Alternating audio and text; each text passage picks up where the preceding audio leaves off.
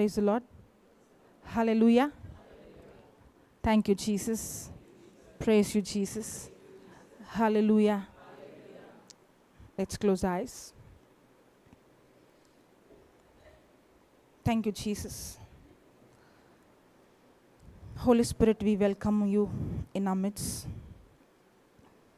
Lord, you take complete control of this session. You speak to us, Lord, making this teaching extremely simple, easy, and practical. Thank you, Holy Spirit, for enlightening the eyes of our understanding.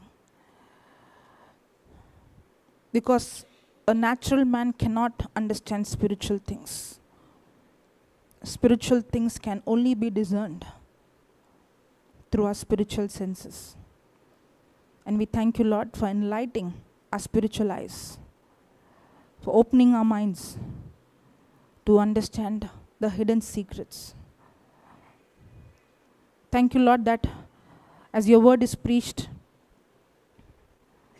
help us, Lord, to make that correction. This word that I hear is not for someone else in my family or somebody else who I want to change.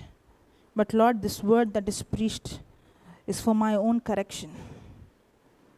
Holy Spirit, you help me, not with my willpower, not with my own effort, but by your grace, your power, your anointing, your grace that gives me the ability to make the correction in my life. Thank you, Holy Spirit, for confirming your word with signs accompanying. In Jesus' name we pray, Father. Amen. Praise the Lord. Praise the Lord. Hallelujah. Hallelujah.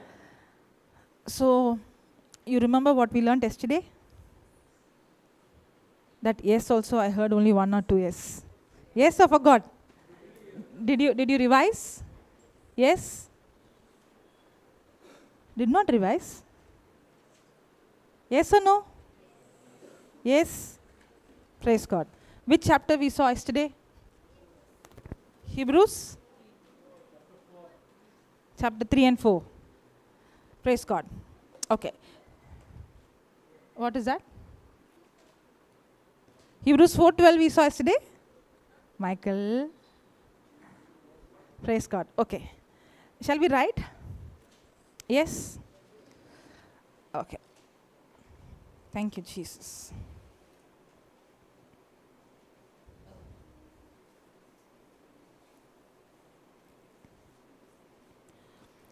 Rest does not mean inactivity. Rest does not mean inactivity or rest from work. Rest does not mean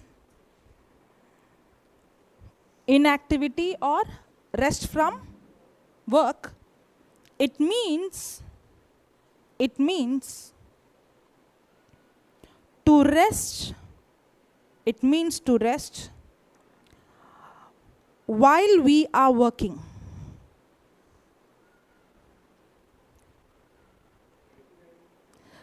Rest does not mean inactivity or rest from work. It means to rest while we are working. True rest means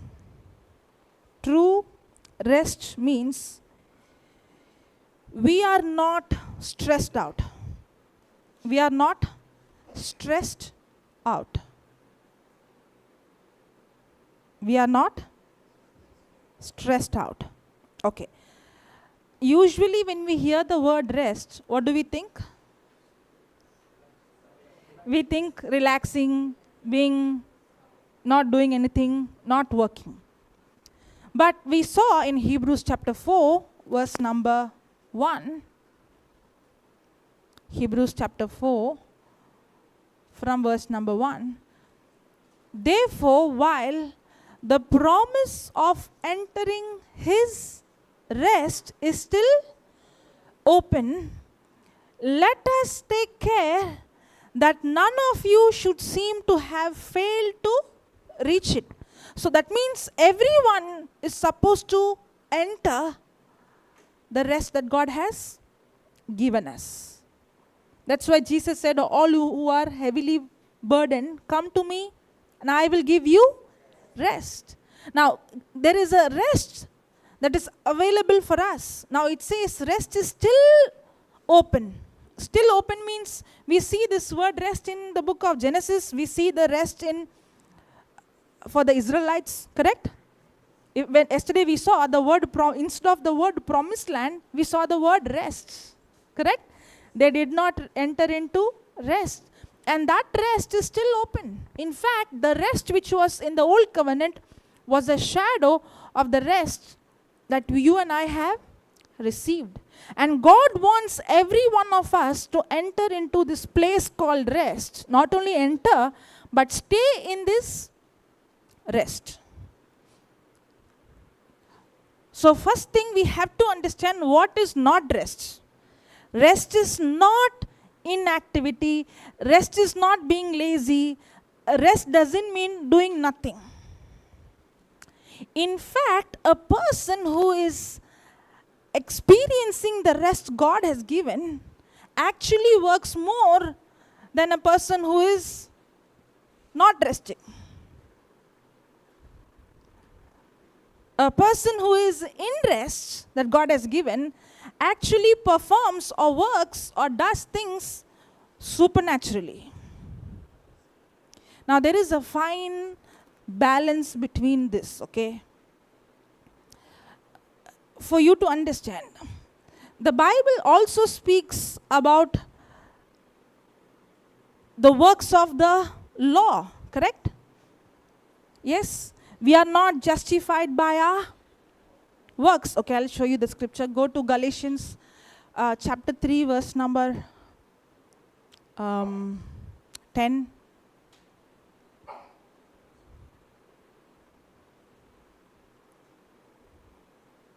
You know, chapter 3, the beginning was Paul's telling the Galatians, oh, you foolish Galatians, how is that you started by grace and ended up in law, correct? So, it's the same continuation, okay?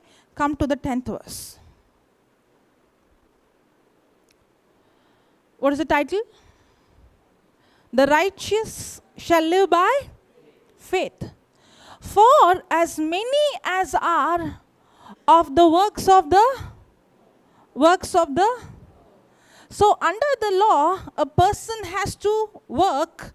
Under grace, the person has to rest. Correct? Hallelujah. Under law, the person has to work. Under grace, the person has to rest. That's correct. But we can misinterpret or misunderstand the meaning of the word rest. Under grace, a person has to rest. Under law, the person has to work. Correct? That's what it says. For as many as are of the works of the law are under the curse. Actually, if you see this statement, it's a shocking statement. Anybody who's going to live under law, they are under a curse. Whether it's Old Testament or New Testament. Because the ministration of the law is to bring what? Condemnation. So if a person is trying to live under the law, to perform, to please God based on the law, then the person is actually living under curse. Why? Not because the law is wrong or the law is not holy. No. The law is holy, the law is perfect. But when a person tries to keep all the law and he fails at one point, then he is guilty of all the law. James 2:10 says that, correct? Okay, we'll go to that. Put James 2:10. We'll come back to this.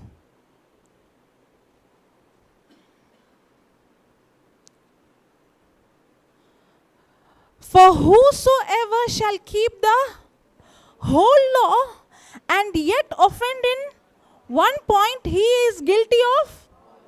So a person who's trying to live under the law, if he does 99.9 and misses at one point, he is guilty of all. So any person who's under the law, by default is going to fall in some or the other area, and by default that person is going to be under curse. So if anybody who's under the works of the law, works means I have to do, I shall not do this, should not do this, I should do this, correct? It is based on my performance. So any person who's under the works of the law is under a curse. Did you get? Did you get really?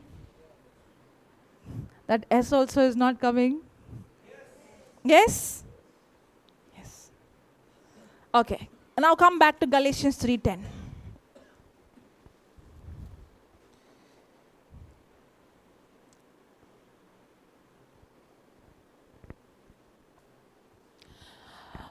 For as many as are of the works of the law are under the curse, for it is written, cursed is everyone that continueth not in.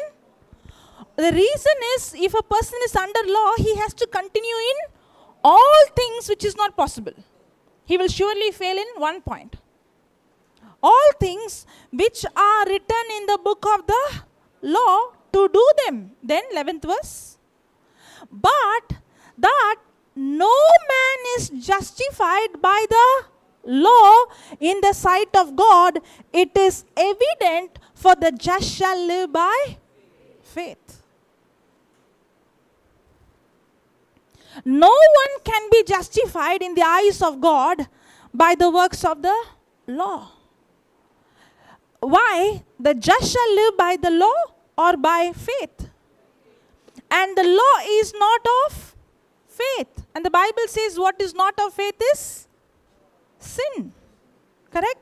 So the law is not of faith. And if I am under the law, not under faith, that means I am in sin.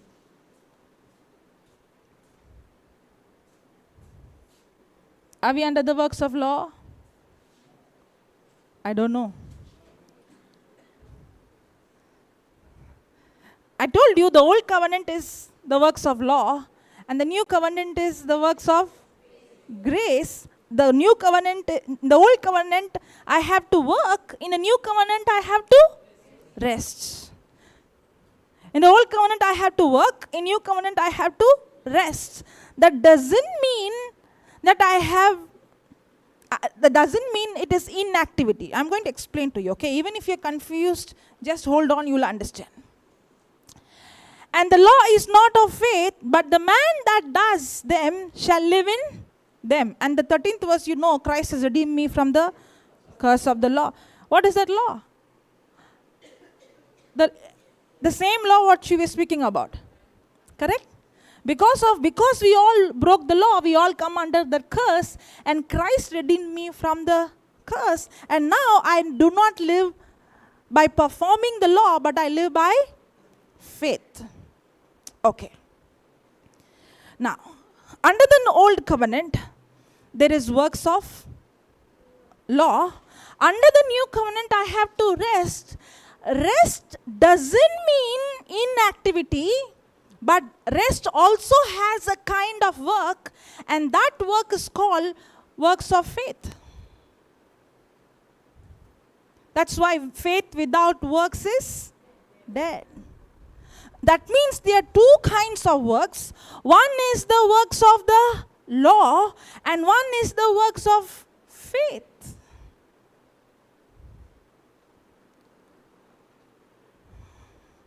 That means there is a work involved in the old covenant, and there is also a work involved in the new covenant. That's why resting doesn't mean inactivity.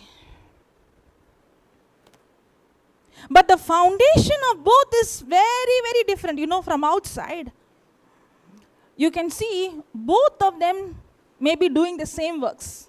Maybe both of them might be praying. Both of them might be fasting. Both of them may be confessing the scripture. Both of them might be reading the Bible. But one will see the supernatural manifestation effortless. The other one will be burnt out. You know why? Both are working, but one is working under the works of law, and the other one is working the works of faith. That's why one person is seeing supernatural result, the other person is working so hard and sweating, but there is no result. And because we have not rightly divided the word, and we have not understood the works of faith and the works of grace, we are struggling. Even though we speak the new covenant scriptures, even though we study the new covenant scriptures, the foundation is still under the works of law.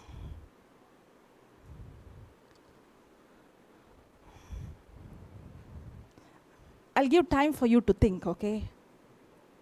I spoke something very important.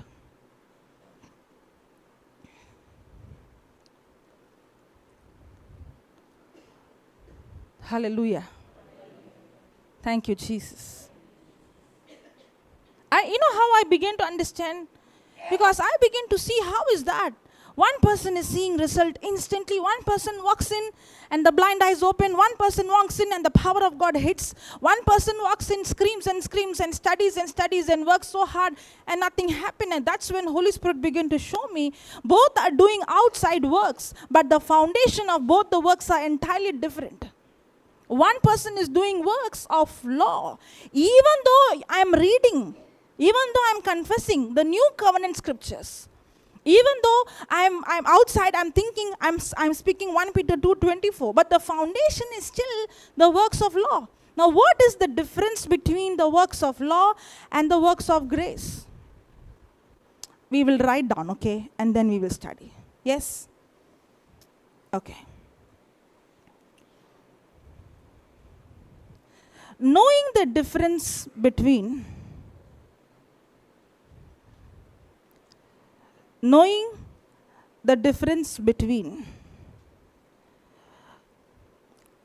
working to get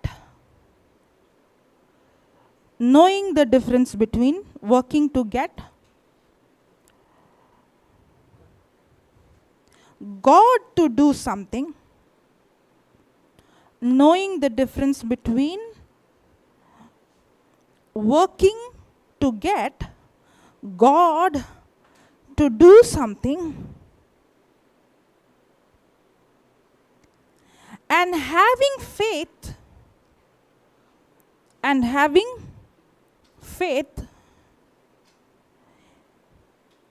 in what He has already done. Knowing the difference between working to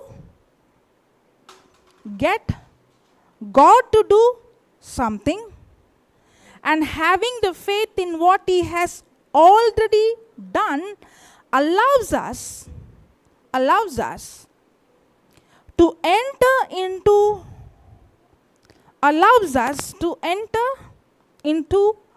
the place of rest. Allows us to enter into the place of rest, where He wants us,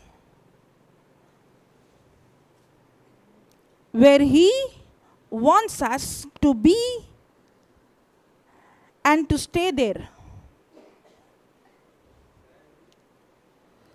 Allows us to enter into the place of rest where He wants us to be, and to stay there. Did you write? Should I repeat once again from the beginning? Knowing the difference between working to get God to do something and having faith in what He has already done allows us to enter into the place of rest where He wants us to be and to stay there. Now, in the Old Covenant, the promised land was a symbolic representation of the rest, correct? Once they entered into rest, everything they needed was already available, correct? In the new covenant, rest is when I believe in what Jesus has already accomplished for me. It is the confidence that I have, the trust I have in the finished works of Christ. And God wants us to enter into that place called rest, where I am sure, I know it is done, it is complete, and God wants me to stay in that place. Correct? Now, the difference between the works of law and the works of faith is, under law, I perform so that God will give this to me. God's blessing or God giving me something or God healing me is based on my performance. So if I have a mindset, if I confess this for 1 hour, then God will heal me. Maybe I'm confessing a new covenant scripture, but my mindset is still under the works of law. Because my focus is not what on Jesus accomplished for me on the cross, but my focus is how many times should I repeat it.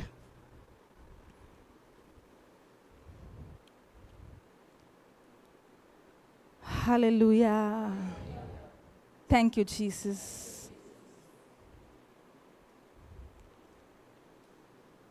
Should I repeat that again? Yes? Okay. The difference between the works of law and the works of faith is, under the works of law, I have to perform. That's exactly what you wrote. Knowing the difference, working to get God to do something. I'm working so that God will do something. I am praying so that God will give me more power. I'm fasting so that I will get more power. I'm confessing the scripture so that God will heal me. I am kneeling down so that God will be pleased with me. I'm performing so that God will do something for me. I'm performing so that God will see my performance and then He will be pleased with me and then He will bless me. Now when we have a mindset, I have to perform, the more I perform, then the more God is pleased with me. When I have a mindset to perform, to do something so that God will be pleased with me, I am under the works of law, because God's blessing or God's healing is based on how I perform. Even though, I told you, now a person is taking 1 Peter 2:24, and somebody told the person, did not give him any understanding of 1 Peter 2:24. Did not tell him what happened on the cross, but only told the person, you take the white book, you take the scripture, and if you confess 1,000 times, you will be healed. Now what is the person saying? If I confess this 1,000 times, God will look at me and He will be pleased, and then God will heal me. Now, even though the person is confessing 1 Peter 2:24, his mindset is, I have to do something to make God to heal me.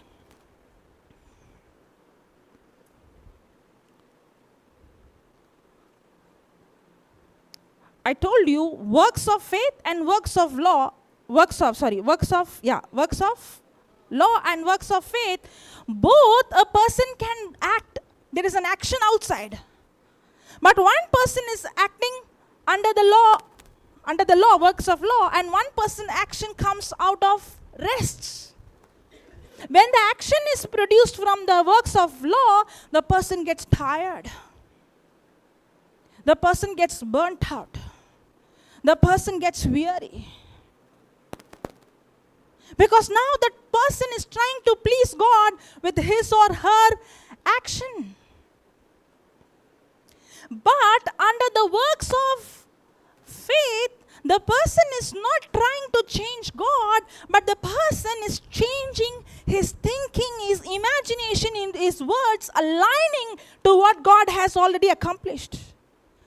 Under the works of grace, the person is not trying to accomplish to please God, but under grace, the person knows God already is pleased with me because of what Jesus did on the cross. And I know for sure God loves me, God accepted me, not based on my performance. Now I am not laboring to change God, but I am working to change my thinking, my imagination, my words.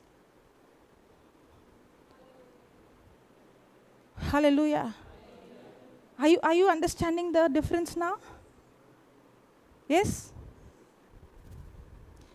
And a person who's laboring, resting, is not inactive. Resting means the person is sure that it is already done, accomplished. God is not going to heal me. He has already healed me. God is not going to deliver me. He has already delivered me. He's not going to bless me. He has already blessed me. He loves me. It's already available. Now my job is to shift my focus from the seen to unseen. My labor is to change my focus, my attention from the seen to the unseen. That's why I see we are in the new covenant, under the covenant of grace, but we still have the mindset of law. We are under the covenant of grace where we have to enter into the rest, but we are still having the mindset of performance. We think God's love for me, God's blessing for me, God giving me is based on how much I perform.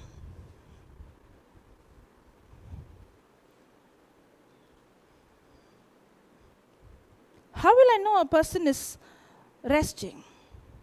And the person is in rest, he's not stressed out, but he does things effortlessly. Not only effortless, the person is always going to see supernatural result. Whereas a person who's under the law, he also is working very hard, but he's burnt out, he's stressed out, because he is trying to perform with his or her own ability.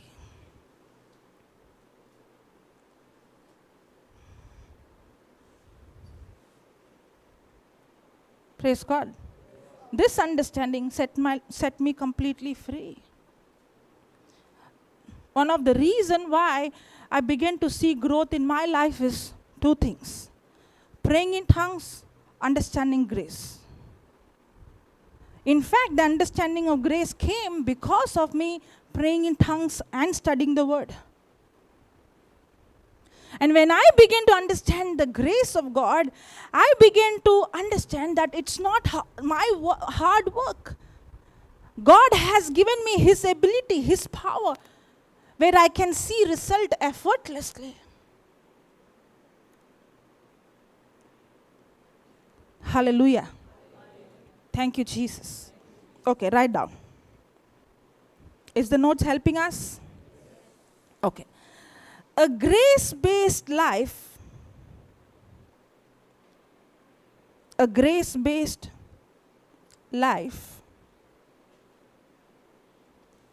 is not an inactive life.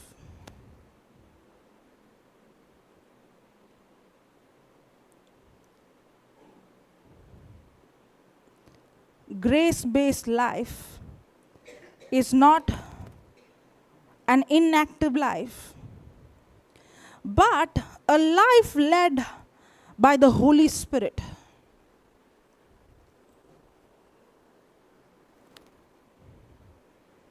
Grace-based life is not an inactive life, but a life led by the Holy Spirit. Under the old covenant, the person has to do what the law says, correct? But in the new covenant, the person is led by the Spirit of God. In the old covenant, the law demanded, but man did not have the power to do what the law demanded. That's why anybody who was under the law was under curse. But in the new covenant, we have the Spirit of God, the Holy Spirit, who is living, residing on the inside of us.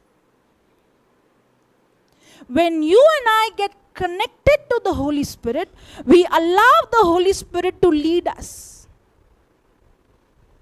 But there is a challenge in this. The challenge is you and I have the choice, because Holy Spirit will not force himself on us. You and I have to yield to the Holy Spirit.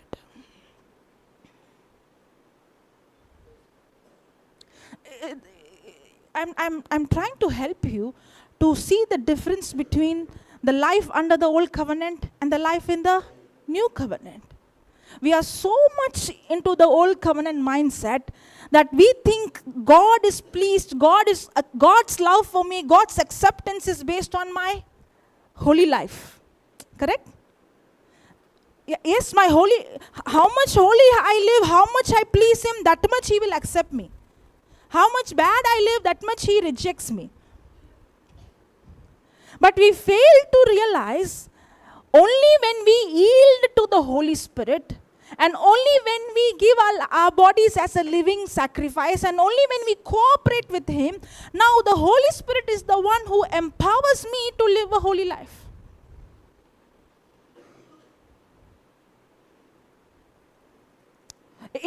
It looks like it's a very thin line. But if you get the foundation right, your entire life will be supernatural, effortless. Somehow in our mind, the law mindset is how much I perform is how much I see the power of God manifest in my life. That's why we think how much holy I live, how good I live, based on that God will accept me. But it's not about how much holy I live, it's about how much I yield myself to the Spirit of God. When I yield to him, the Holy Spirit is the one who empowers me to overcome the lust of this world. It's like this. We think holy life is what results in the relationship of the Holy Spirit, right? When I live holy, then I can have a good relationship with Holy Spirit. But it's the other way. The relationship with the Holy Spirit results holy life.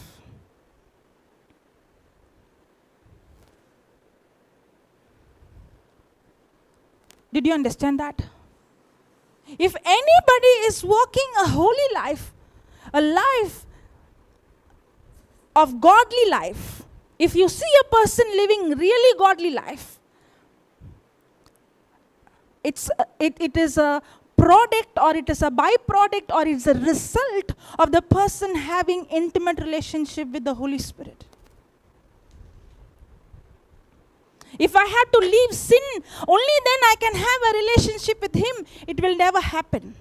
But when I begin to yield myself to him day and night, day and night, day and night, the relationship that I have with him is what sets me free from every corruption.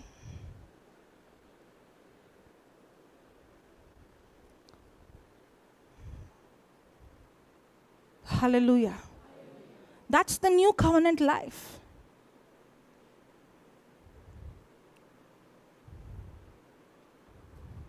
New covenant life is when I look unto Jesus, the author and the finisher of my faith.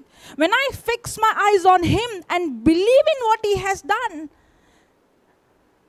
And when I believe that he loves me first. And his love for me is not based on my performance. Now I am not trying to do anything to earn his favor, earn his love. But now I am sure that he loves me. Because he loves me, now I am changing my thinking, my focus from the problem, from the seen to the unseen. Is it making sense now? Is there a big difference between a person living in the old covenant? We might think that we are in the new covenant, but we still have the mindset of law.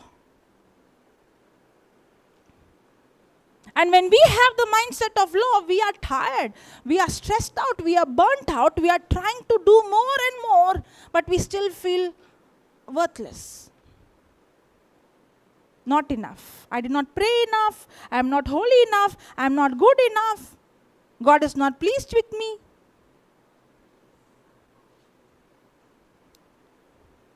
But the day you realize God is pleased with you, not because what you did, but He is pleased with you because of what Jesus did. When He looks at me, He doesn't look at me based on the works I did. When you put yellow glass, everything looks yellow.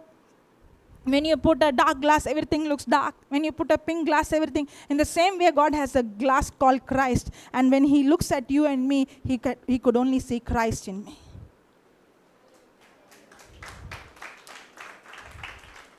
And when I realize how God looks at me, and when I believe, that's when I also begin to change the way I look at me.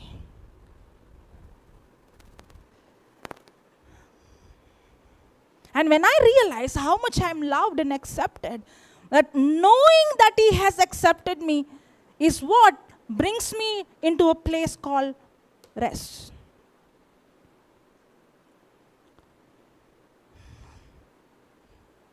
Hallelujah. Okay, let's write. What did you write? A grace-based life is not an inactive life, but a life led by the Holy Spirit. It's not about the formula, the definition, the scripture. It's not about all those things. It's a life that you have an intimate relationship with the person, the Creator. Knowing that He has accepted you, He loves you, nothing based on my performance, but just because of my believing. That's why nobody is justified by the works of the law, but the just shall live by faith. And that faith is believing in what Jesus accomplished for me on the cross. In fact, a person who is under faith works more than a person who is under law. A person who's resting can work more than a person who is under the works of law, and a person who's resting sees more result, supernatural result, than the person who is under law. He gave an example of the water dripping, 3 hours having bath. The same. Under law, you're trying with your own ability, but under grace, you see the supernatural power of God manifest in your life. Hallelujah. Okay.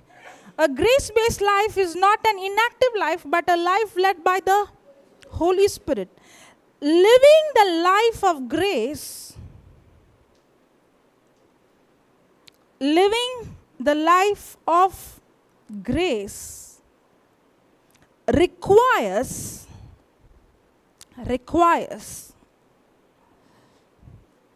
living the life of grace requires belief effort, not self-effort.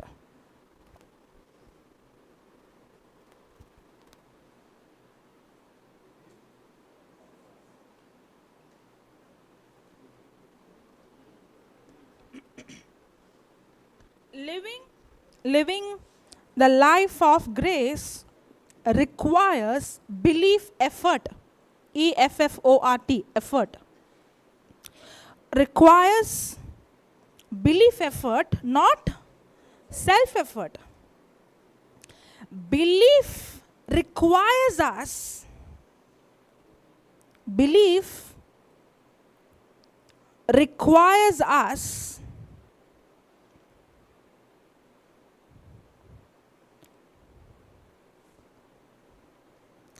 to practically demonstrate. Belief requires us to practically demonstrate our faith in God and His Word. Belief requires us to practically demonstrate our faith in God and His Word.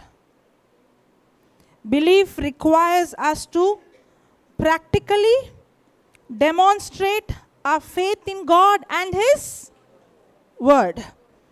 This is the action. This is the action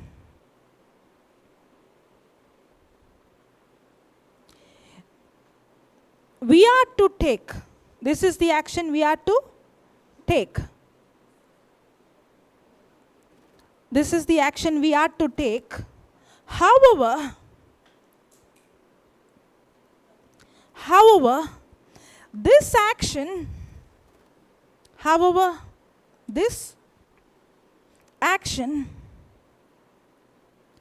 is not a sense of striving.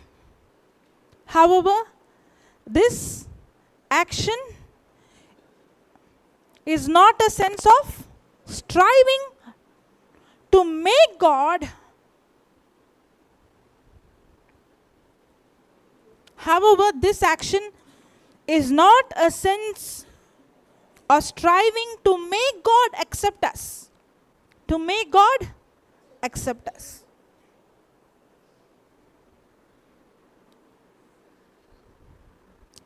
Hallelujah. That means grace-based life is not a inactive life, but it is a life led by the Holy Spirit. Living the life of grace requires belief effort. That means there are two kinds of effort. One is belief effort, one is self-effort.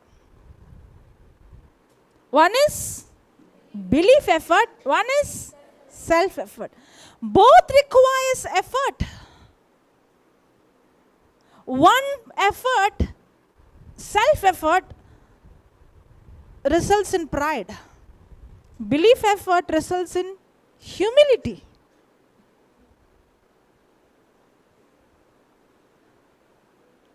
Self-effort results in pride. Or self-effort is also a result of pride. Belief effort results in humility.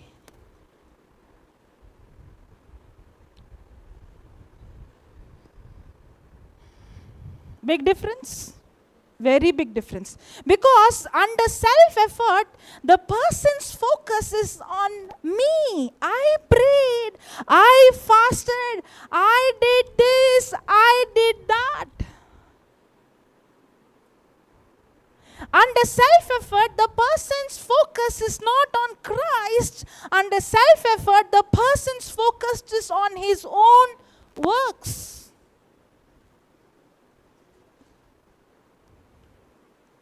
Under belief effort, the person focus is not on what he did or she did, is focus on what God did. And under belief effort, the effort itself is drawing God's power.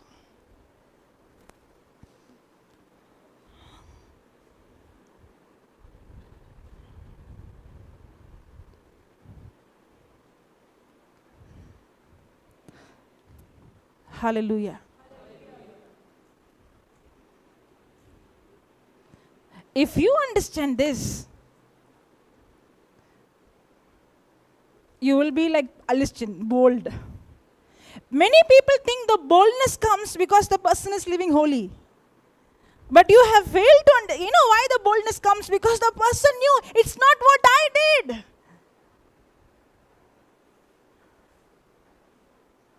That's why the boldness comes. Because what the person knows is nothing I did has empowered me. This gift is given to me freely, and that is grace. And when the person understands the grace, that's when the person stands up bold. But if it is based on my performance, I can't be bold here. Because my performance keeps wavering.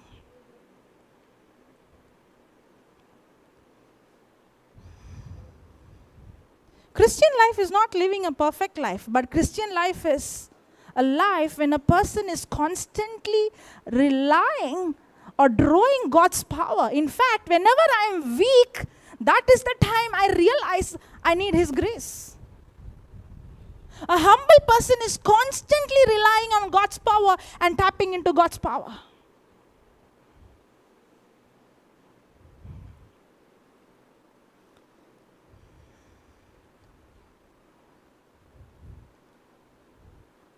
Hallelujah.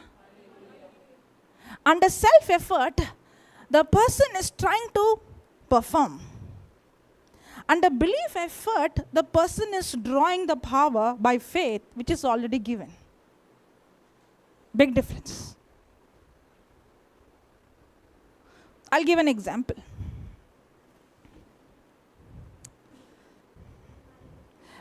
I'm giving example of another person, okay? But he himself has given this testimony, and he will be very happy when he sees I'm sharing this testimony, okay? So I'm not going against his will and sharing. This person is the person who first time took me to a place where the word of God was preached, and I got born again. He's the person God used. His name is DeMonte. He's the person who introduced me to Papa Johnson as well. Now this person, before he met Papa, maybe some 7-8 years before he got touched, he was into alcohol, and he was living a completely, he was addicted to alcohol, and he was living a worldly life. He got touched, he gave his life to Christ. From the time he gave his life to Christ, he started preaching the gospel. Okay? But his heart is, he wants to love God, but mindset is law mindset. You know what he used to do? He used to, he was working in the railways. In spite of that, every week, one whole day, he would fast. And after fasting, he would come for the prayer meeting and conduct the, you have heard the testimony? No. He had shared this in Goa, maybe 2006 or 7. Okay. He used to fast. That's how, one of the meeting I got connected. That's how he took me to, he took me to Pota. And he used to fast the whole day because he thought the more I fast, the more power I'll get. Almost 6-7 years or more than 7 years. One day he heard about, Papa Johnson. He got the CD, he heard. And he came to Goa. And in Goa, when he came on that day, Papa was preaching on power in praise. Power in praise, and he was also preaching, even the whistle comes out of your mouth is a praise. It's a natural instrument God has given to praise Him. And even that whistle has power to heal the sick. And then he called all those who have lumps come. And then he called people, come on, whistle. And then people were whistling and all the lumps disappeared. And he was looking at that and saying, I'm fasting every week. I have not even seen a headache going. And here people are whistling and the lumps are disappeared. That's how he introduced him to my place. Now,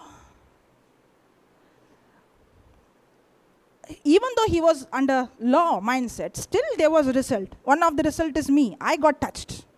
Correct? Because God used him. Because he had a good heart, but he did not understand the difference between grace and law. Now he is for more than 7 or 8 years, he is fasting and he is preaching, and he never saw even a headache getting healed, and he's praying the whole day, and here he's seeing people are whistling and sickness are getting healed.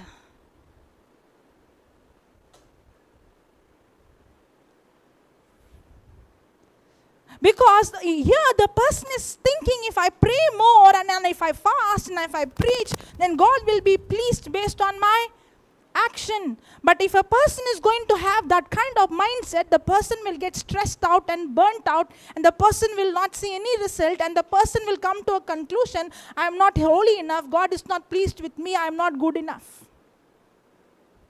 But the same person, when he understood the truth, the first thing he did is he stopped fasting.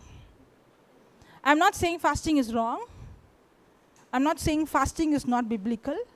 But when you understand grace, you're not fasting to change God. You are fasting to bring your senses, your flesh. And you're telling your flesh, you don't tell me when you're hungry. I will tell you when to eat. You're allowing your spirit man to take over your flesh. Not allowing your flesh to dictate you. There is a big difference.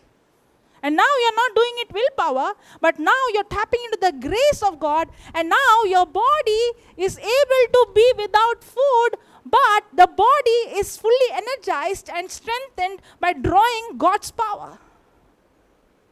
There is a big difference. Hallelujah. Thank you, Jesus. So, the person's heart is good, but the person was trying to please God with his action. But he failed to understand, I don't need to please God. God is already pleased because of what Jesus did. I have to only believe. And when a person believes, he draws God's power that is given to that person. Belief effort is drawing God's supernatural power by believing.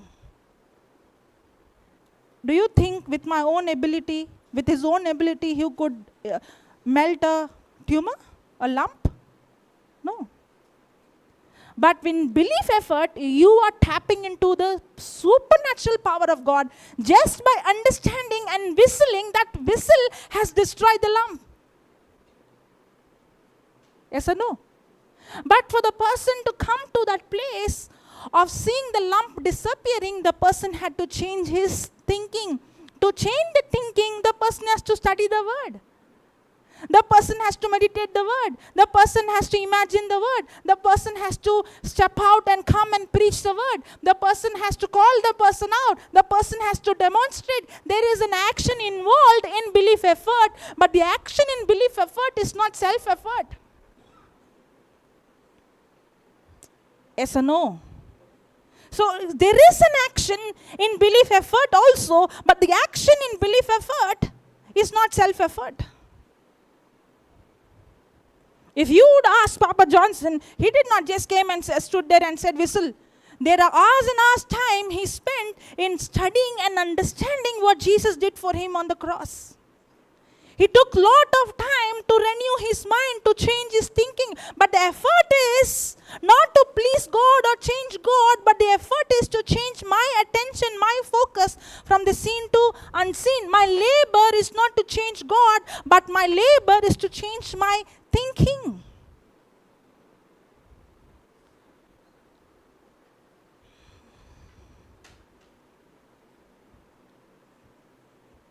That's the difference between belief effort and self-effort. In self-effort, you enjoy. You don't get tired. In fact, you get more energized. In belief effort, did I say something else? Sorry. Thinking something, saying something. In belief effort, you enjoy. In belief effort,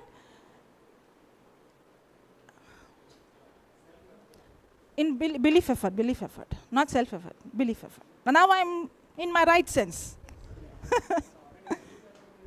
No, I'm still explaining belief effort. I'm not finishing. Self-effort we know very well. Belief effort is what we need to know.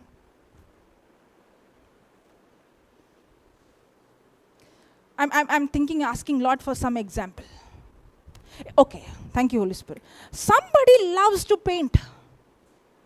Okay, loves to paint. And the person begins to paint. Will he say 1 hour is over, that's all? Or the person will not even look at the time, but the person would keep painting until he sees what he desires to come. Correct?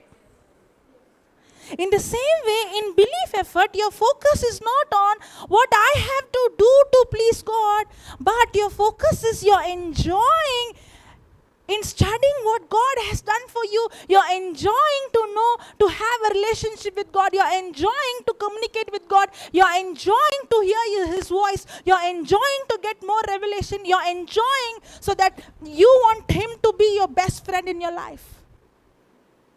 When you love someone, you want to spend most of the time with that person. Yes or no? That's what happens in belief effort. Under self-effort, you put time and say, this much time I have to do.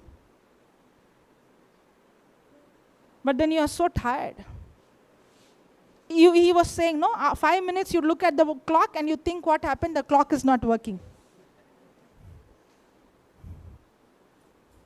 That's what happens under self-effort.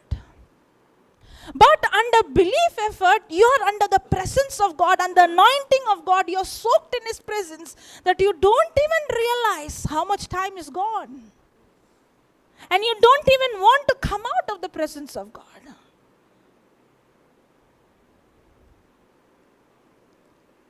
But to enjoy, there is a labor required.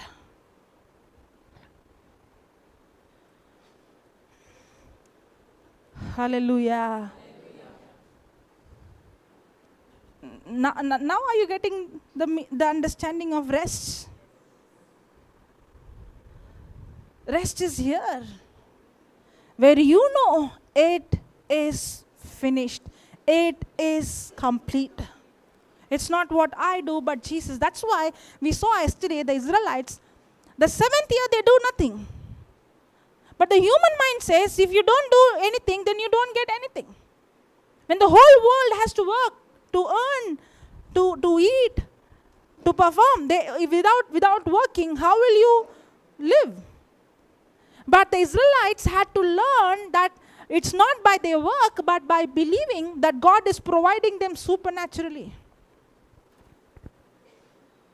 And that was a shadow of what we are today, that we have God's power, the resurrection power given to us.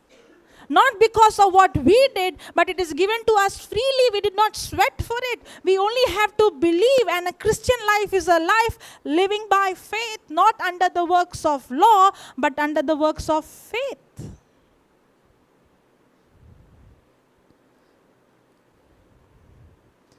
Hallelujah. Okay, what did you write?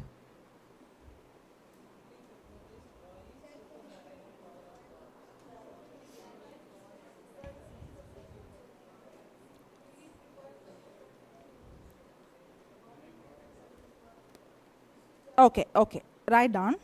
Can you put Hebrews before that? Can you put Hebrews 4 verse number 10?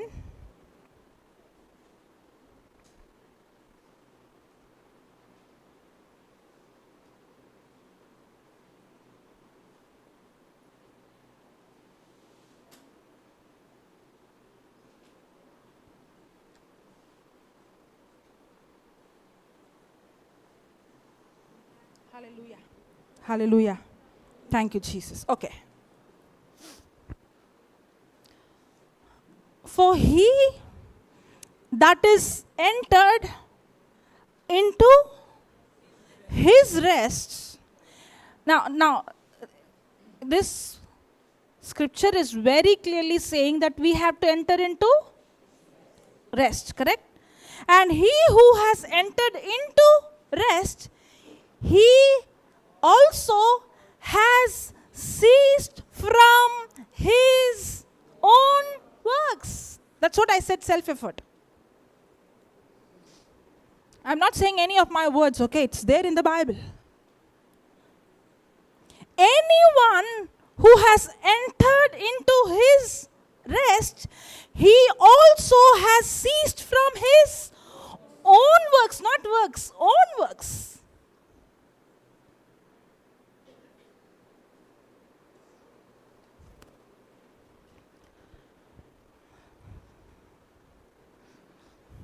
Have you ever realized the Bible is like this?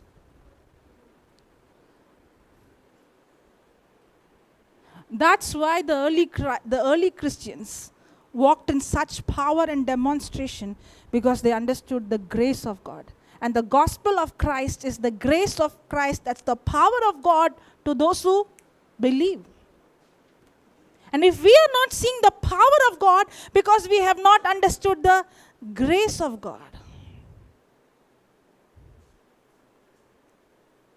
And that's why the scripture says, for he that is entered into his rest, he also has ceased from his own work, as God did from his. It's speaking about the seventh day.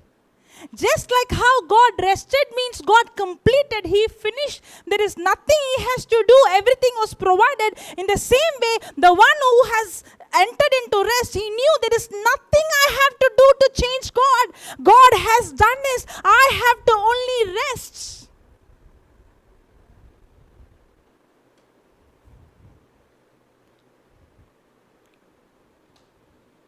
Many times we see healing happening, right?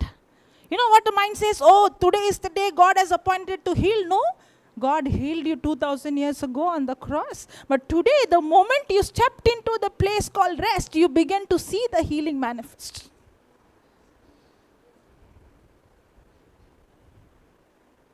In fact, we are delayed receiving what he did for us, because we delayed in our believing.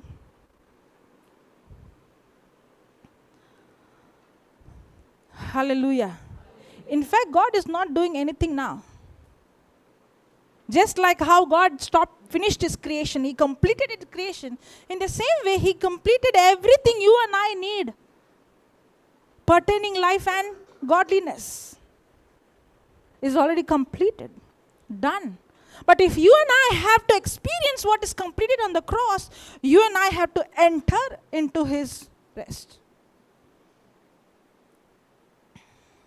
For he that is entered into his rest, he also has ceased from his own works, as God did from his. Now see this. Let us. Now, if you read from your carnal mind, you'll get confused. Here he is saying, you have ceased from labor. You ceased from labor, ceased from work. Here he is saying, let us labor. That's why I said there are two kinds of labor. There are two kinds of works. One is the works of law, and one is the works of faith. That's why here he's saying, we have ceased from our own works, self-effort, works of law. But there is another labor that we have to labor, and this labor is not to perform with our own effort, but this labor, let us labor therefore to enter into that rest. This labor is for us to enter into the place called rest, from unrest to rest.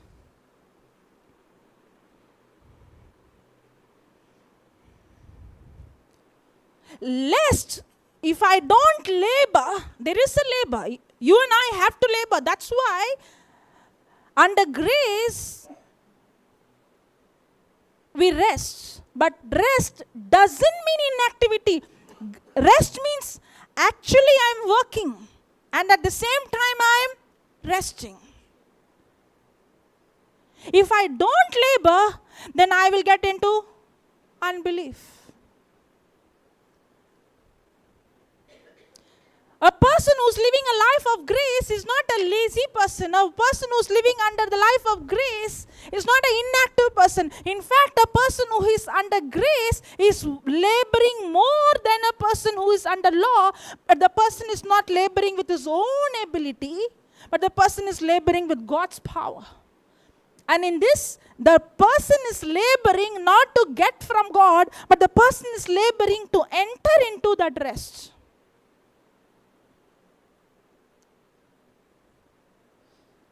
Lest any man fall after the same example of unbelief.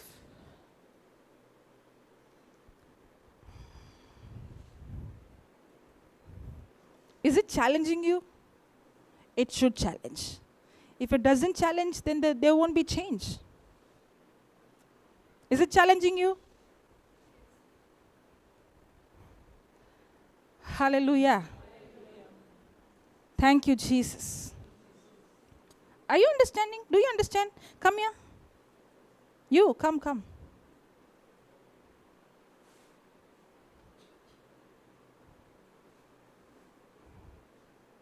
When you came here, did you come with interest? Yes.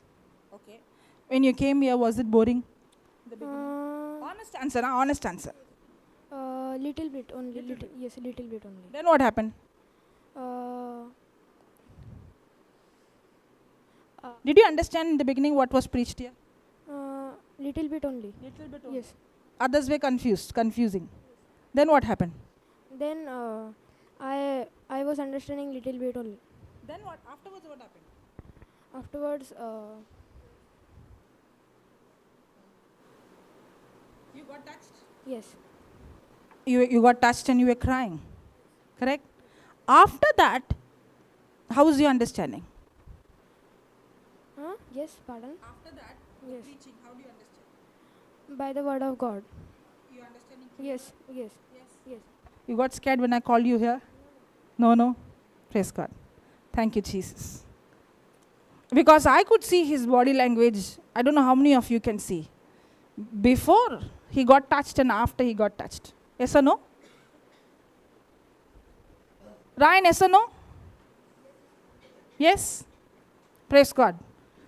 Thank you, Jesus. Okay, now when you try to understand the word with your own ability, and when it comes out of understanding how much God loves you, it comes out of a relationship. Correct? Okay, let's write. We must labor to enter into God's rest. We must labor to enter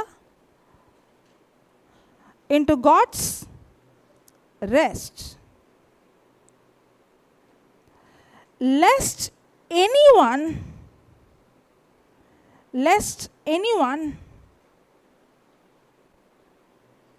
fall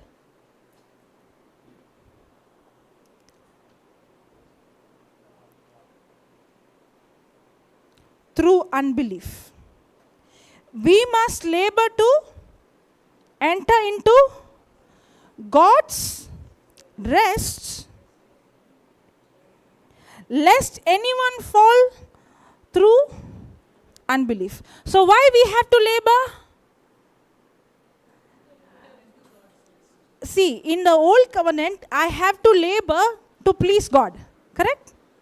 I have to labor so that God will accept me. But even if I labor under works, I cannot please God. Anybody who's under the works of law by default is under curse.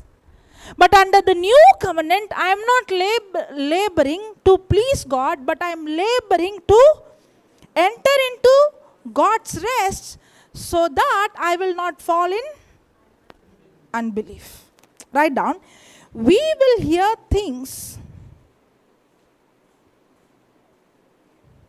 Okay, I'm going to give a lot of writing now, okay? But this writing is going to help you, okay? Yes? So don't get tired of writing. Okay.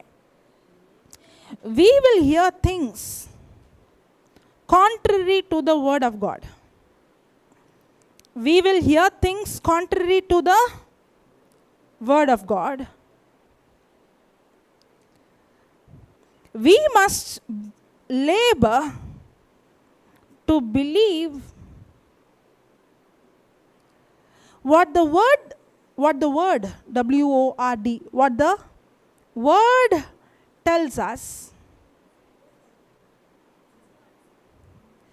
We will hear things contrary to the word of God. To the word of God. We will hear things contrary to the word of God. Okay, now what we are writing is, we are writing what is this labor, okay? We are writing what is this labor. Now, the word of God says by his wounds you are already healed. Now, you will hear another word. What is that? If this virus attacks, there is no medicine for that. Now, is that message contradicting to what God said? Yes. Now, the word of God says, by the wounds of Jesus, you were healed. You will get another news where doctor would say, what sickness you got, there is no medicine. Now, this message is contradicting to what the word of God says? Yes. So, when unbelief comes, unbelief is when I hear something and when I see something that becomes more real than what the word of God says, that's unbelief. Did you get that? Okay, with that understanding, right. We will hear things contrary to the word of God. We must labor to believe what the word tells us. We must labor. We must labor to believe what the word tells us, not what the world, W-O-R-L-D, not what the world tells us. This will be a work of faith for us. This will be a work of faith for us.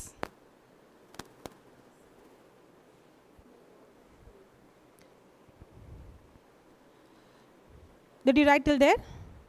Should I repeat? We will hear things contrary to the word of God. We must labor to believe what the word tells us, not what the world tells us. This will be a work of faith for us. In essence, E-S-S-E-N-C-E, in essence, this work of faith, in essence, this work of faith, in essence, this work of faith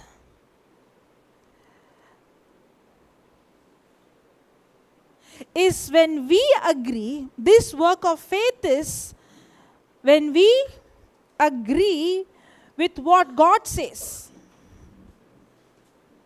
In essence, this work of faith is when we agree with what God says. Our works of faith,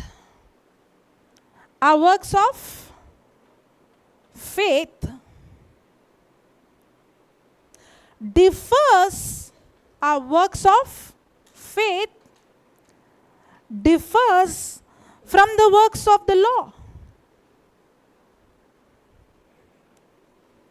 Our works of faith differs from the works of the law, which are based on our own self-effort. Which are based on our own self-effort.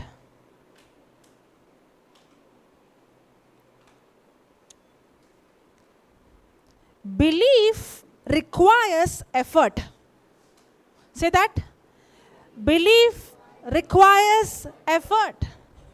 Because when we hear the word believing means we think nothing to do, only believe. Just like how under law there is effort, but under law it is what? Self-effort. In the same way, under grace, a person has to rest. But when a person is resting, the person to enter into that rest, the person has to labor. And in that labor, the person has to believe. And for the person to believe, there is a effort required. That's what you wrote. Belief requires effort. Believing is not inactivity. Believing requires effort. But this effort is completely contradicting to self-effort.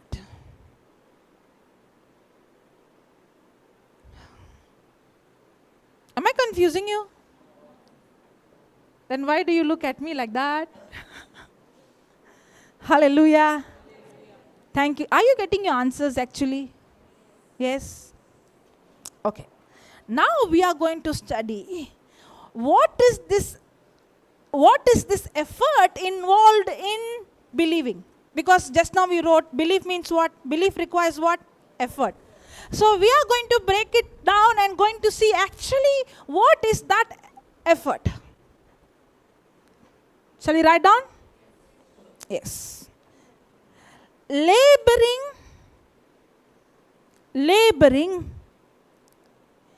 is casting down.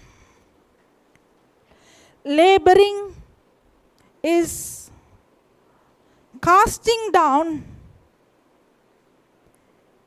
negative thoughts,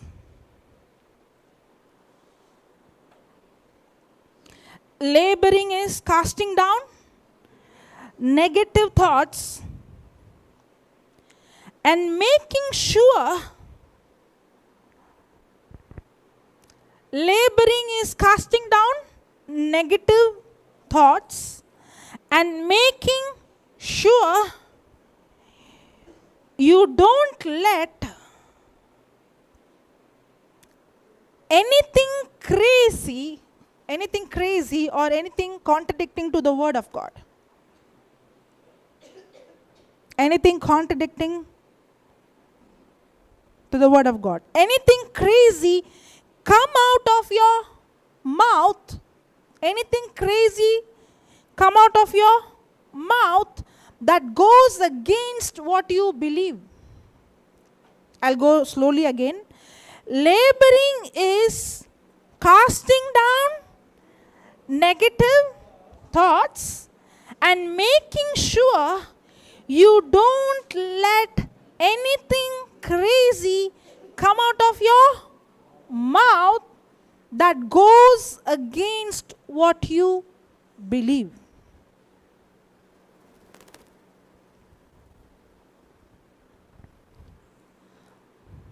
Hallelujah. Now this is laboring. And laboring requires what? Effort. Yes or no? Now in this effort, are you changing God or you have to change your negative old way of thinking? Okay, that's why you are not paying attention. Okay. Laboring is casting down negative thoughts and making sure you don't let anything crazy come out of your mouth that goes against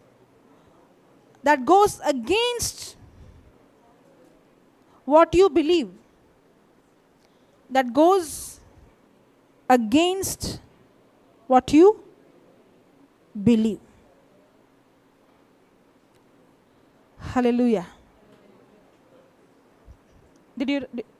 Should I repeat again? Because I still see people writing, or you are reading, or you are trying to understand. Everybody wrote? Okay. Now, believing requires effort? Yes. Under the works, I have to confess to change God. But under believing, there is an effort I do not to change God, but to change my thinking. Correct? Now, I have to labor to replace that old way of negative thinking with the new way of thinking based on what the Word of God says. Correct? Now, for example, we will take Jesus. Did the enemy come and tempt Jesus? Did the enemy say, if you are the Son of God, change these stones into bread? Now, did he get a thought? Did the devil come and give a thought contradicting to what the Father spoke to him? What did the Father say? No. The Father said, you are my beloved Son. This is my beloved Son in whom I am well pleased. Correct? In Matthew 3, he's saying, I am well pleased. This is my beloved Son. Now the devil comes and attacks what Father spoke, and he says, are you really the Son of God? He took the word beloved Son. The devil will never remind you that you are his beloved. And he attacks his own identity. Now when the thought came for Jesus, that was contradicting to what the Father spoke. What did Jesus do? Jesus instantly took the sword of the Spirit. Means what? He instantly opened his mouth and he said, "It is written." Now, was that word in his heart already, or did he go to run and open his notebook? I do that sometimes. Correct? When battle comes, we go and search for the notes. But did Jesus have the word in his heart? Now, was he sure that he is the Father's beloved? Did he open his mouth and speak the written word? That is labor.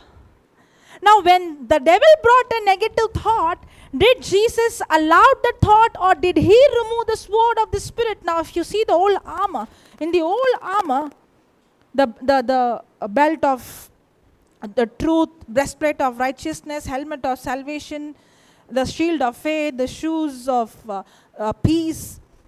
If you see the whole armor that is in Ephesians 6,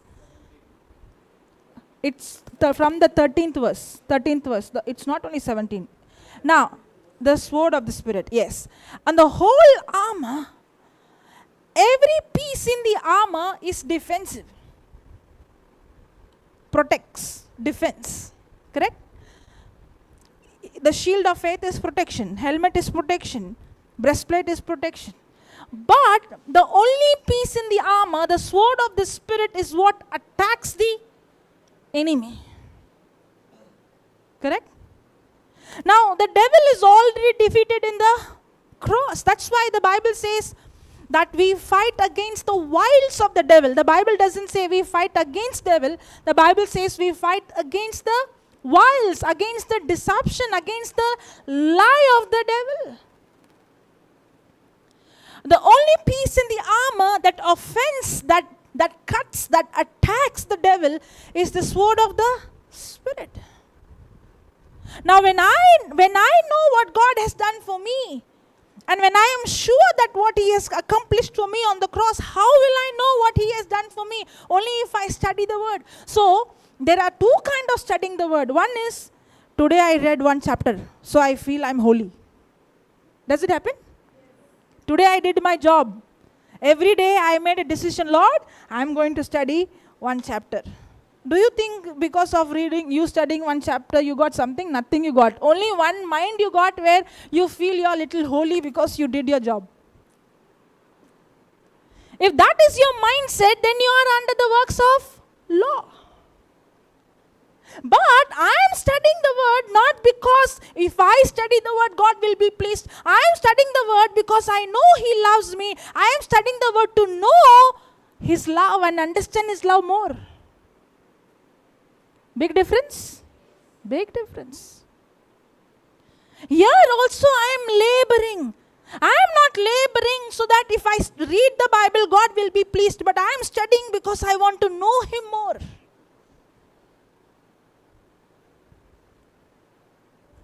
And now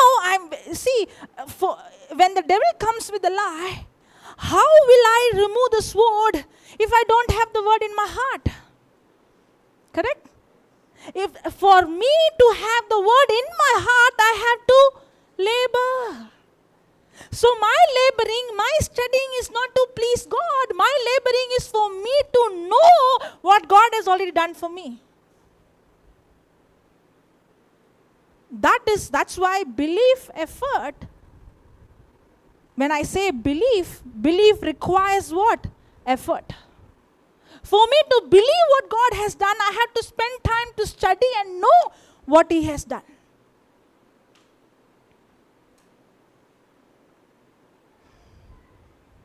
Hallelujah.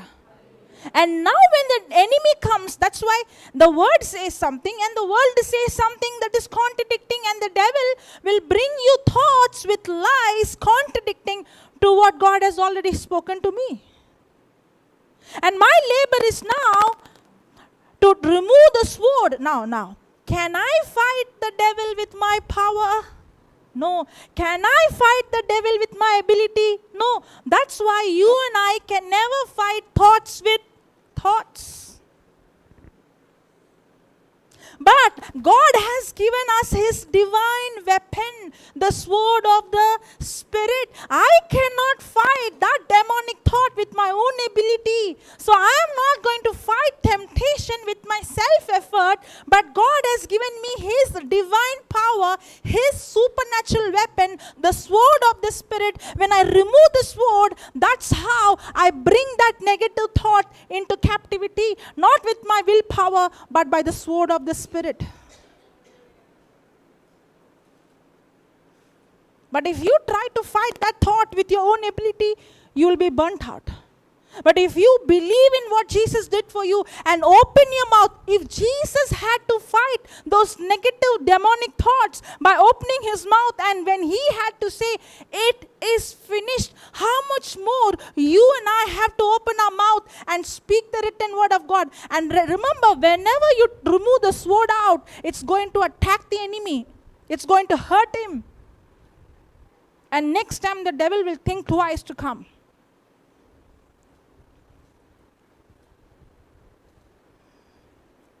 That's effort. And in this effort, I'm not using my ability, I'm using God's supernatural ability, the sword of the Spirit. And I'm going to see supernatural manifestation.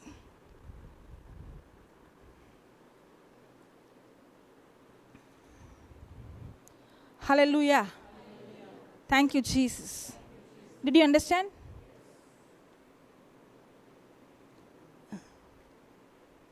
Isn't it amazing to know and understand the new covenant grace? Somehow we go out of balance. Either we say under law I have to work, and then we say under grace nothing to do. You live however you want. Both are wrong. Both are teaching of imbalance. Either a person is preaching legalism, or a person is preaching you have nothing to do. You live lazy however you want. You do whatever you want. God loves you. Both are wrong. There is a balance.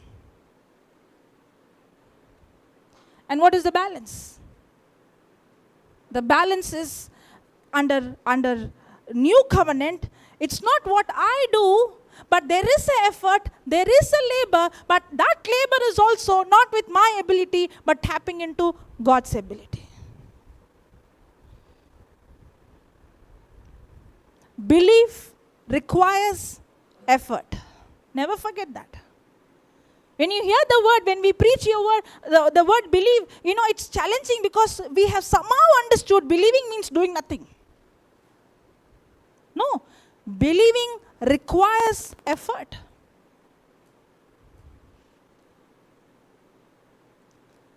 Hallelujah. Thank you, Jesus.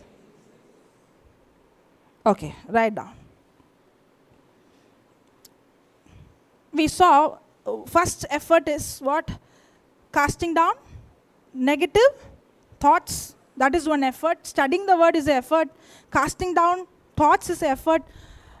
Taming our tongue not to speak anything contradicting to what God spoke is an effort.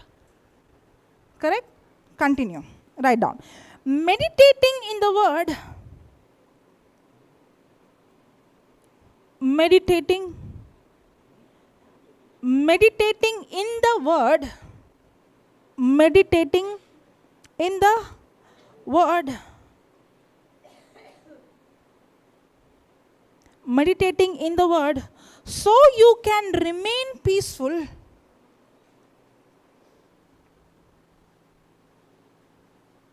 Meditating in the word, so you can remain peaceful about a situation.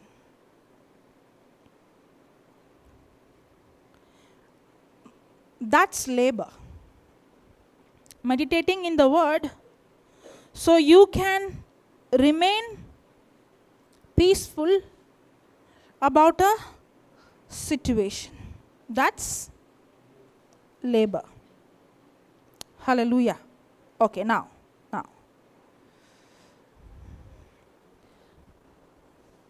Many times we think meditating means Sitting in a place and thinking nothing. Yeah. Yes or no? That's why when the word of God says meditate the word day and night, how can I simply sit and meditate and do nothing? Meditating is not doing nothing.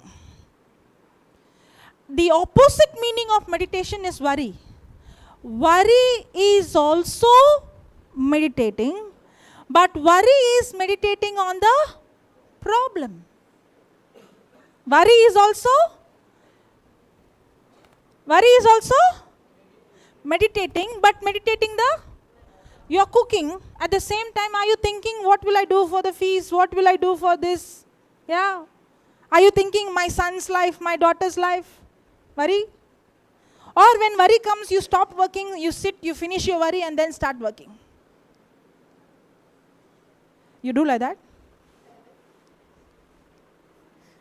Whenever you get worry, you stop all your work, you sit in a place, you finish worrying, and then you continue your job. You're driving your car, suddenly you start thinking about some problem, so you parked your car, and then you cried and you finished everything, and then you start driving. Or as you're driving, tears also flowing. Yeah? What's that? Meditating the problem. Meditation means to rolling it in your mind again and again. If you and I can meditate the problem so much so, that's the thing.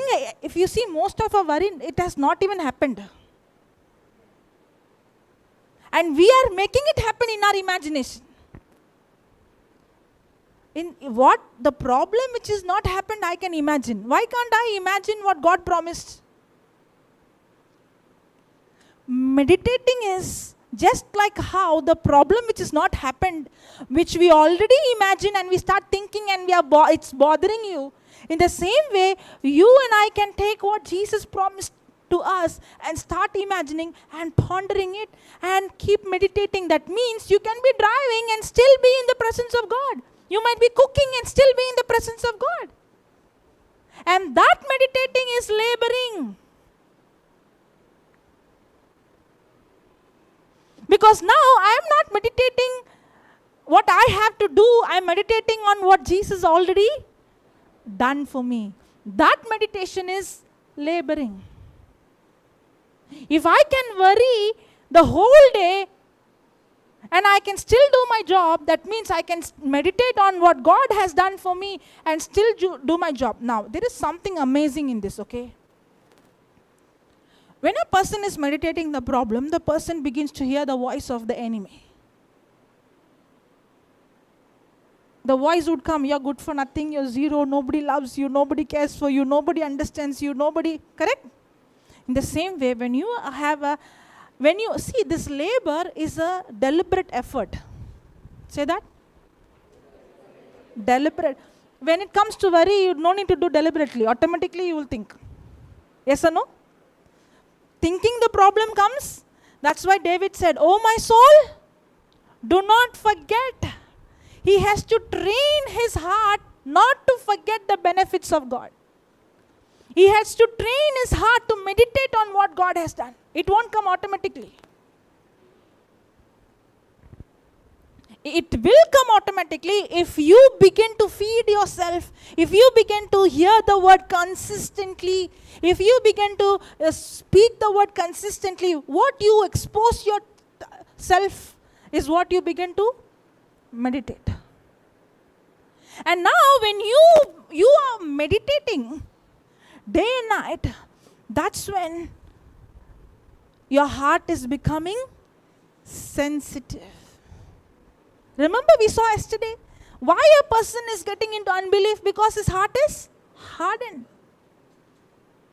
But when a person begins to focus on what God has done and begins to meditate, if I want my heart to be sensitive, then there is a labor that requires from myself.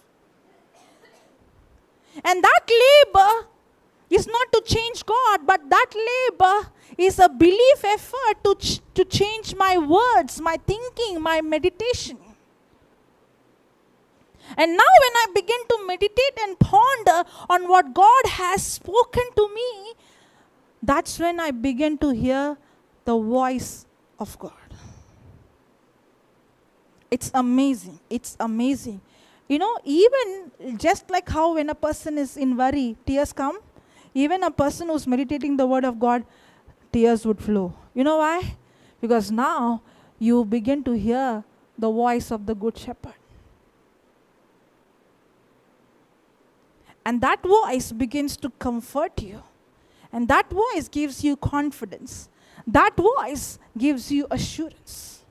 And that voice, and when you are now, why you're laboring? You're laboring to enter into that place called rest. As you are meditating, you are shifting your focus. You like how the Israelites were in the wilderness, they had to step into the promised land. In the same way, you are in unbelief. As you are laboring and meditating, you are stepping into the place called rest. It's not enough just to step into rest, but we have to stay in that rest. For us to stay in that rest, we have to consistently labor. Laboring is not one-time event. It's a lifetime process where we have to consistently labor to remain in that place called rest.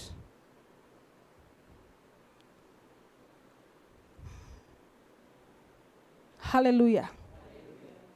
Thank you, Jesus. Praise God. Okay.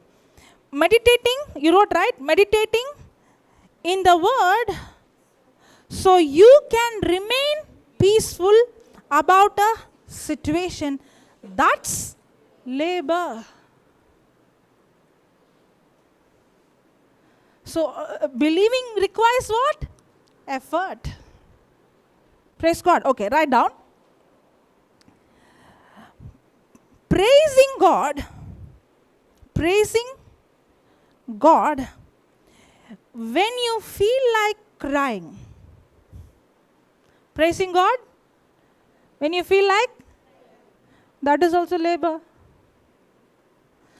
Praising God when you feel like crying, that's labor. Praising God while you are crying, that's labor. Praising God.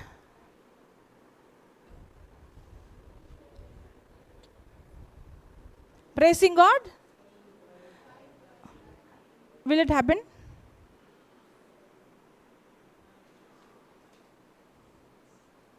This crying is not joy crying. This is you're in a problem.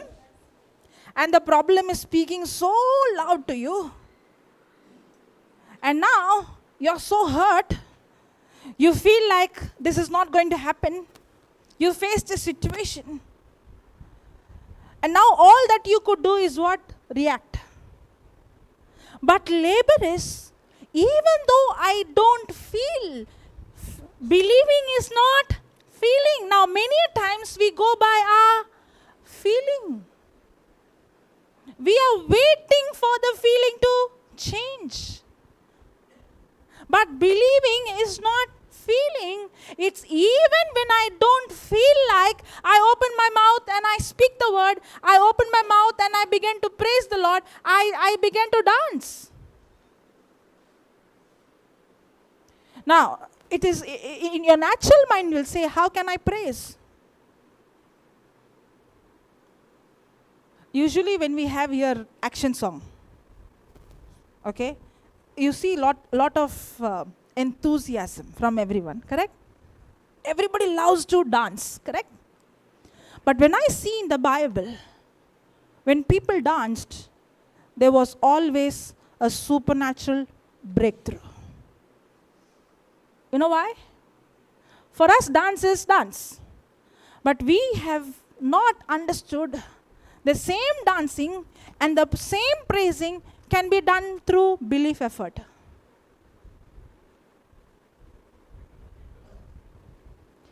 I can't repeat. It will not come the same. Praise God. But thank God for the video. You can go and repeat. But I will repeat what I will try to say what I said, okay? Now, we have dancing here. But I see in the Bible, when they were praising and dancing, the glory of God showed up. When they were praising and dancing, the enemies were paralyzed. King Josaphat, when they went with their musical instruments, singing and dancing, what happened? The enemy, they fought among themselves and they were defeated. Correct? Now, this dancing and singing is when you believe not what you see, nor you are not allowing your feelings to change your believing, regardless of what you feel, regardless of what you see, regardless of what you go through. You make an effort to act based on the word, not to act based on the situation.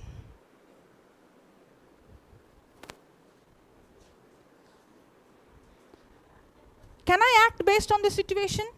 Yes. Can I also act based on the word of God? Yes.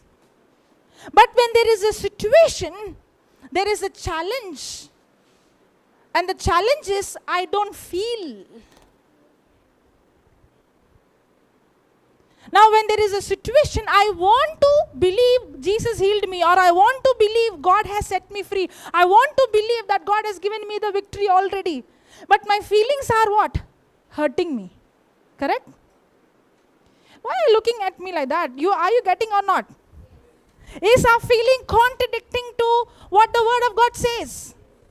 What I am feeling and what God promised, is it contradicting?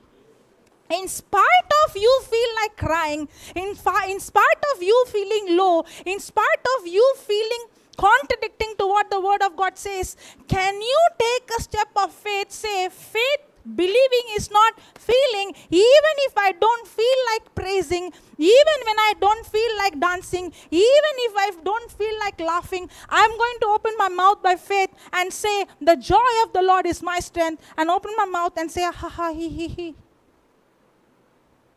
Even I don't feel like dancing, I'm going to put the music and I'm going to start dancing, because Jesus has already finished it for me on the cross. And he loves me.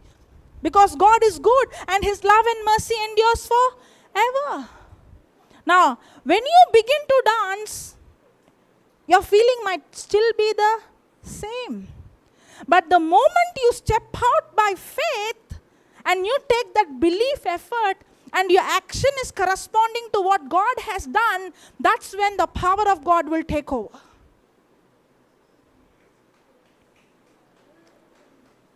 Only those who understood, they're clapping. I'll give an example, okay? I'll give an example. This example is not one place. I have seen this in many places, okay? I witnessed this. I have seen people in depression, and they couldn't even smile. It's very hard even to give a smile. And I could see the person is having that heavy burden, sorrow.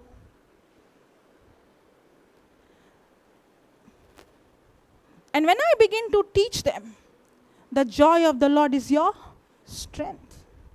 Whether you feel it or not, this joy is already inside of you.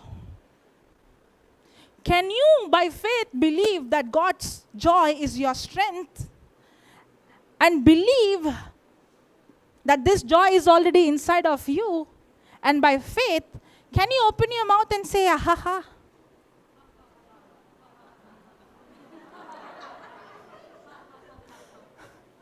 Say, he, he. Say, hoo, hoo. Now, the person who is in depression, I have seen it, when the person obeyed it by faith, all of a sudden the Spirit of God took over, and the rivers began to flow from the belly, and now the person is praying in tongues and laughing and giggling and slain under the power of God. It happened to me as well. And the person is completely set free of depression. That is, amen. Thank you, Jesus. That is belief effort. I'm not working so that God will give me joy, but I'm working believing that God has already given me joy. But my labor is not based on how I feel.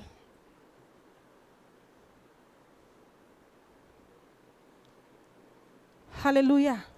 I remember when I was in college, when I was studying the word, I used to fight often with fever. I would often fall sick. And I would try, to keep on confessing, and I would get tired. And one day, Holy Spirit inspired in my heart. We have that, in that sower and the seed, there are many worship songs. Little more of Jesus, their songs. And Holy Spirit inspired me to put one of the song. There are some action songs as well. And to dance. Now, everybody's gone to college. I was in hostel because I was sick and I did not go. But I was fighting. And when I had that inspiration to dance, because I am tired of confessing scripture and I'm not seeing any result, I put the music. And it's not just a music, okay? There is anointing in that music because that is worshiping the Most High. And I put that music and I started to dance. When I stepped from my bed, everything in me is telling, nobody is here, you're going to collapse. And nobody can even lift you. But I had that inspiration from the Holy Spirit to dance, believing that I'm already healed. And when I began, for first few seconds, I felt like I'm going to faint, but within few seconds, I began to sweat. I immediately felt like I want to, pass motion. And instantly, within 5-10 minutes, I was completely healed of that fever. That's how I learned. I'm laboring very hard under works. I'm trying to get healing. But then when I understood I'm already healed, now my action, my belief action is the action to enter into a place called rest, where I am sure it's done. And that dance was a labor. Now with this understanding, when you dance here, you will see healing happening. With that understanding, if you dance here, you will see the glory of God. It happened. You can have anytime, anywhere.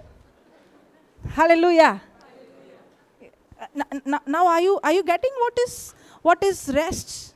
What is laboring to enter into rest? Praise the Lord. Thank you, Jesus. Okay, write down. Praising God while you are crying, that's labor. You wrote that, right? But, continuation, okay? But, you are still resting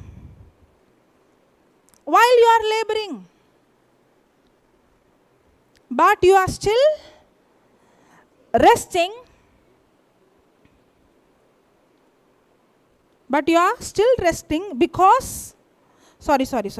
I will rephrase it again. But you are still resting because while you are laboring, but you are still resting because while you are laboring, but you are still resting because while you are laboring with the peace. But while you are still resting, but you are still resting because while you are laboring with the peace and the comfort and the joy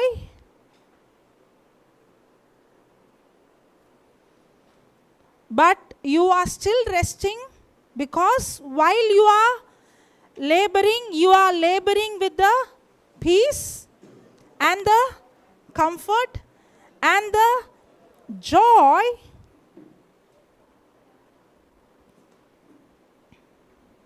of knowing, and the joy of knowing that you are laboring,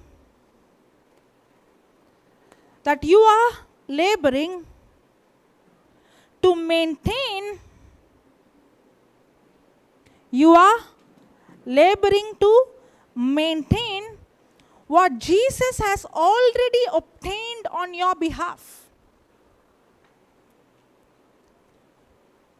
While you are laboring with peace, with the peace and the comfort and the joy of knowing that you are laboring to maintain what Jesus has already obtained on your behalf.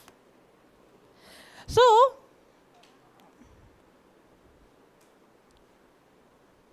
finished? Yes? So when I'm laboring, I'm still resting. Because now I'm praising, I'm singing, I'm dancing, I'm meditating, I'm imagining, I'm speaking. In all this effort, what I'm doing, I am having comfort, I'm having joy, I'm having peace. Because my focus is not on what I have to do, but my focus is on what He has done for me. My focus is not on my works, my labor, but my focus is on what Jesus did for me on the cross. Hallelujah. Let me stop here. But did we learn something very, very important? Very, very practical? Yes or no? Yes. You want to ask something? Yeah? When I said I'm going to stop, you looked at me like, why are you stopping? Hallelujah. Thank you, Jesus. Now, this you have to go and study. Okay, you have to go and listen to this again and again and again. Not only this, every teaching. But today you understood the importance and the difference between the labor in the old covenant and the labor in the new covenant. And in the new covenant, the labor is to enter into that place called rest. Now I'm laboring so that now my focus is no longer on the problem, but I come to a place where I have faith and confidence in what He has already done. So the result of my labor is the confidence I have. It's the highest form of faith where I am sure on what He has done, regardless of what the situation is. The situation, the symptom can be still the same, but I have complete peace. Peace beyond my understanding. And that peace, that confidence is the rest. Yes.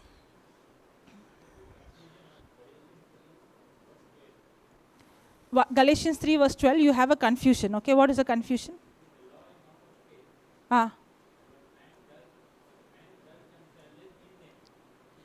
In them is in faith.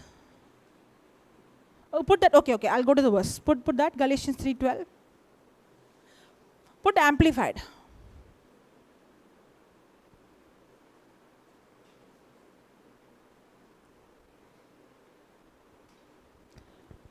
But the law does not rest on or require faith. It has nothing to do with faith. But instead, the law says, he who practices them, the things prescribed by the law, shall live by them instead of faith. So a person who's going to be under law, he is going to live by the law, and the result of that is curse. So a person who's under the law, there is no way he can live under faith. So if I have to be under faith and see the results of faith, then I have to come out of law. And the law mindset is what? The works of law is what? I have to perform so that God will bless me. I have to perform so that God will accept me. Only if I come out of that mindset that I have to do something to please God, only then I can come into a place called rest, where I'm sure that God is pleased not based on what I do, but He's pleased based on what Jesus did for me on the cross.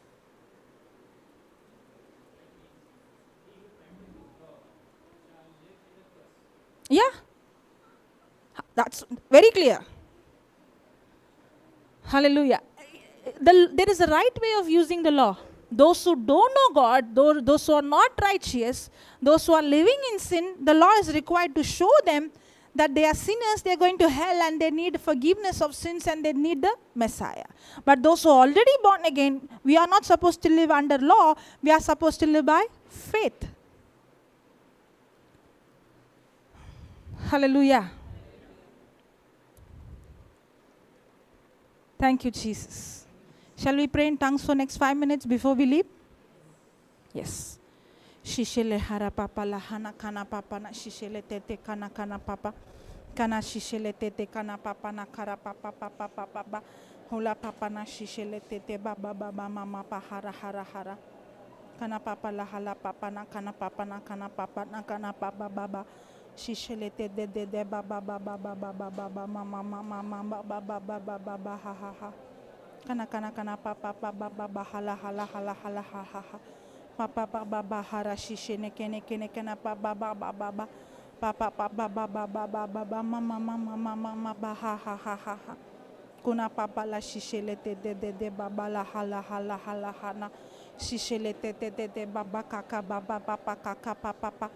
Shishele kana kala papa la hala papa na kana papa na kana papa la shishele pa baba hala papa na kana papa na kura papa la shishele de baba na kura papa na kike baba na hana hama baba na kana buba la hala baba la hala shishele papa baba hala baba la hala baba na shishene kuna papa la shishele de baba kana papa la hala baba na hana kuna kana shishele papa na hana papa ha papa shishele de baba na kana papa la hara papa na shishele tata kana papa na hana kana papa la shishele de baba la shishele de baba kana papa na kana buba la hana kuno pana baba la hala shishele baba na kana papa na kukoro baba shishele papa la hala baba na kukoro baba na shishene pana kana papa na kana baba la hala baba la shishele te baba na kana kuna papa la shishele de baba la kala baba kana papa na kana baba la hala baba na se baba kuna kana pana kala hala bana pala baba kana papa la shishele te baba la hala baba kana papa na kuna pupara shishele te papa kaka baba shishele la papa baba kaka mama kana papa baba mama kaka baba tata dada baba na shishene kene papa kaka tata dada baba la halabana kana kala baba kaka baba ha su baba kaka baba kaka tata dada la hana shishele baba hana kana kala baba la kala kana baba na kana baba la hala papa na kana papa la hala baba na hala mama na kuna puparashi kala baba la hala baba na papa baba mama papa baba kana papa na kana papa baba kana kala baba la shishela de baba kana kukuro baba kana baba na kana papa na kala baba mama shishela dada baba la hala baba na kana kala baba la hala papa baka tata papa shishene kukoro baba kana kala hala baba kana papa na kuna pupa la hala papa baba shishele te baba kaka dada bahara soso baba kaka bakara baba shishele baba na kana papa kala hana tuto dodo bala hana tata toto mama pa ha shosho pa kala pala la La la la la la la la la la la la la la la la la ha ha ha ha. Ta ta ta ta ba ba ma ma ma ma ma ma ha ha ha. Shishele la la la la la la la la la la la la la la ha ra ba ba ba. Tian tan tan tan tan tan tan tan pam pa ha ha. Horan tara la la la la la la la ha ra ma ma ma ma. Kuna mana mala bala bala bala bala bala bala bala bala bala bala bala bala bala hala hala hala. Dum dum dum dum dum dum dum dum dum dum dum dum dum dum dum. Hura mama na ha ha ha. Tanan da da da da da da ba ba la la la la ba ba ba ba ha. Shihanta la la la la la la la la la la la la la. Kala bala bala ba ha hu hu la la la la la la la la la la shihanta. Hianta ramana shianta. Hu la la la la la sha. Kana mana mana malaba ha ha. Hu la la la ha. Hu la la la la shisholo la la la ha. Hu ra mam mam.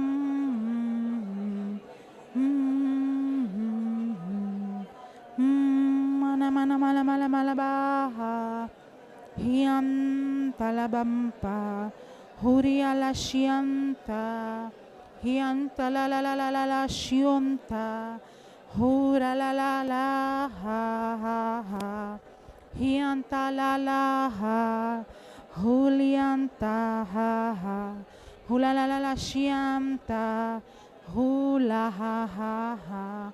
Hianta ha. Tianta shianka hura ha. Hianchumia. Hulianta rabana shianta. Hianta la bala hala hala ha. Hurianta la bala bala bala ba ha ha ha ha. Hala baba ha ha ha ha. Hu hu hu hu hu. Hi ha ha ha.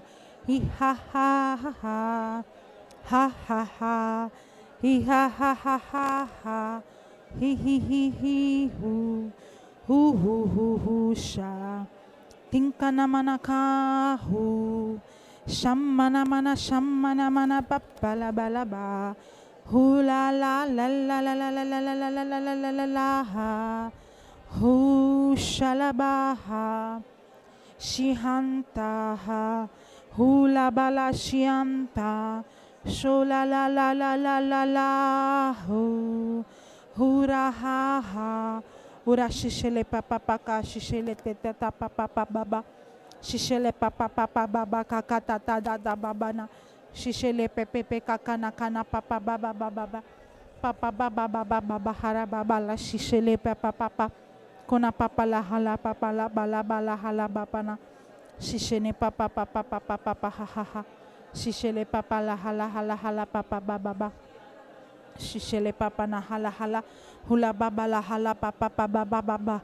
Hura baba la shishele pepe pepe ke kakada kata kala pala bala bala bala bala. Pala pala pala pala bala bala bala bala bala bala bala bala bala bala.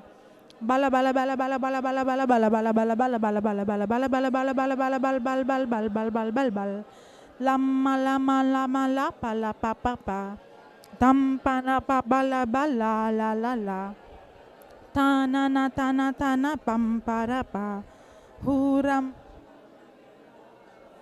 Hula la la la la la la la la la. Tuan tanta tanta la bam pa pa pa. Hula la la la la la la la. Shianta ha. Hula la ba la la bam bam bam bam ba. Hula la la la. Hura la la shianta.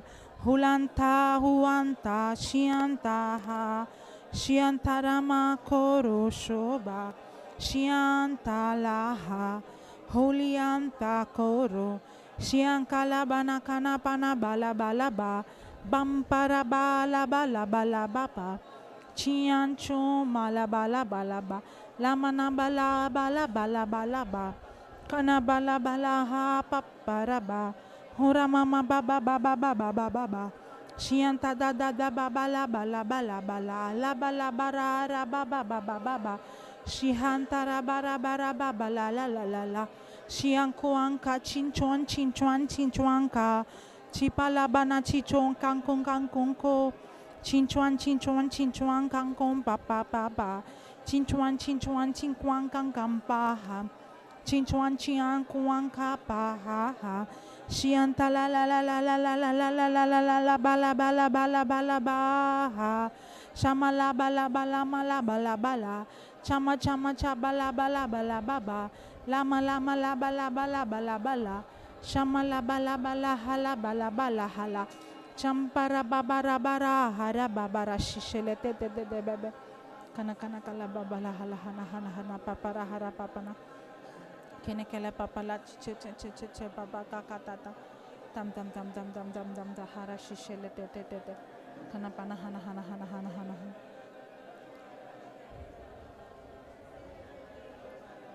Shishele kene kala hana hana.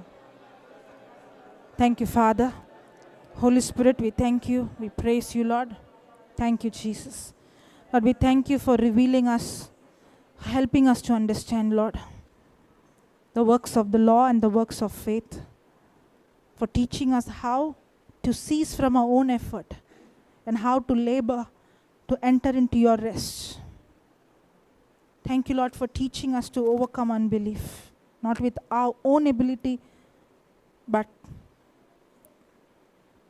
with belief effort, with your grace, through your power, through your ability, through your word, by your spirit. Thank you, Father. In Jesus' name I pray. Amen. Praise God. Thank you, Jesus.